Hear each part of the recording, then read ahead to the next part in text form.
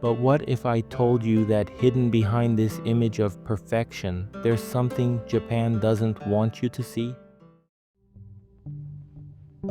A forgotten place where poverty is as real as the neon lights in Shibuya, a neighborhood that officially doesn't even have a name anymore. This is Kamagasaki, the largest slum in Japan, and today I'm going to take you to this place the government tries to erase from the map, a place that reveals what really happens when a country sweeps its problems under the rug. If you think you know Japan, just wait until you see this. If you enjoy videos that reveal the truth behind appearances, subscribe to the channel now. Here we talk about the side of Asia that few dare to show. Kamagasaki doesn't appear in Osaka's tourist brochures. Officially, it no longer exists. The name has been removed from many maps and government records, as if hiding a problem could make it disappear. But the reality here is impossible to ignore. Around 25,000 people live in this area, many in extreme poverty, exclusion, and abandonment. It's the largest district of day laborers in Japan. What was once a symbol of post-war reconstruction has now become a symbol of neglect. Behind the neon lights and the silence of the authorities, Kamagasaki exposes the human cost of a country that values appearances over facing its social problems head-on. In this video, I'll show you what happens when a society turns its back on its own citizens, because what you're about to see is something you won't find anywhere else.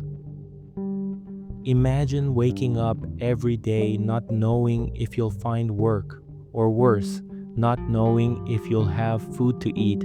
In Kamagasaki, that's the reality for thousands, mostly elderly men who once formed the backbone of Japan's post-war recovery. Today, many of them live crammed into tiny cubicles of just 3 or 4 square meters in rundown lodging houses, with no contracts, no guarantees, no dignity. It's as if they were used and then discarded. Most of Kamagasaki's residents are day laborers, which means they only earn money if they're hired that day. No contracts, no insurance, no pension. And when age catches up, the body can't work anymore, but rent still needs to be paid. Hunger persists, and Japan has no time for the weak. Many of these men spend the entire day in public squares hoping to be picked up for a job by a contractor. Others don't even have that hope. They rely on donations or barely survive on a small government aid, just enough for a filthy room and basic meals.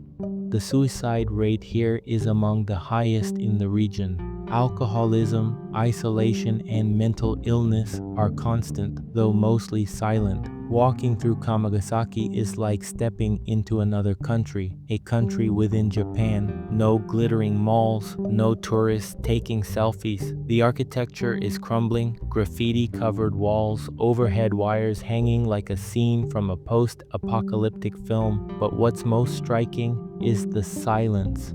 Few speak, few make eye contact. Most seem to carry an old sadness, as if they've already given up on being seen. And the most shocking part, just a few blocks away are vibrant tourist neighborhoods full of lights, consumerism, and life. It's a blatant contrast between two realities that ignore each other, a contrast few outside Japan ever see. Kamagasaki isn't just a poor neighborhood. It's the direct result of a system that values efficiency, profit, and image over human beings. And that's where we begin to understand that this invisible reality wasn't accidental, it was built. To understand Kamagasaki, we need to go back in time, specifically to the post-World War II era when Japan was in ruins, cities destroyed, the economy collapsed, and a population desperate to rebuild not just structures but their dignity. That's when thousands of men migrated from rural areas to the big cities. They were known as day laborers, the backbone of Japan's reconstruction. Kamagasaki, which still bore its name back then, became their central hub. They came looking for work, but lived in harsh conditions. The logic was simple: cheap labor, no questions, no contracts, no rights. In the 1950s and 60s, Kamagasaki grew at the margins of society. It was a neighborhood the government avoided, often preferring not to know what happened there. There was no oversight, no urban planning, no social support. Kamagasaki was convenient because it absorbed the disposable. As Japan experienced its economic miracle, the country rose. But Kamagasaki sank further into neglect. It became known as the largest homeless district in Japan. But then the government did something unexpected. Instead of revitalizing the area or investing in social inclusion, it erased the name Kamagasaki from official maps. Today, the area is officially called Erin-Chiku, but no one outside Japan knows that name, as if renaming the place somehow solved the problem. This attempt to erase it is symbolic, showing how Japan, a nation that values harmony, order, and image, chose to hide its wound rather than heal it. In recent years, policies aimed at urban safety and cleanup have once again put pressure on Kamagasaki's residents. Gentrification and real estate speculation loom over the area, not to improve life for those who live there, but to erase their presence. You can walk through Osaka, Tokyo, or Kyoto and be tricked into thinking Japan has no homelessness. But that impression isn't a coincidence. It's the result of deliberate design. In Japan's major cities, architecture isn't just functional or aesthetic, it's political. Benches are built with metal bars to prevent people from lying down. Overhangs are slanted so no one can shelter from the rain. Sidewalks are designed with bumps and obstacles that seem harmless, but have one clear purpose: prevent resting, prevent staying. It's what experts call hostile architecture, and Japan excels at this silent solution. Why does it work? Because the homeless themselves rarely fight back. They don't protest, they don't invade, they don't demand attention. They disappear in silence.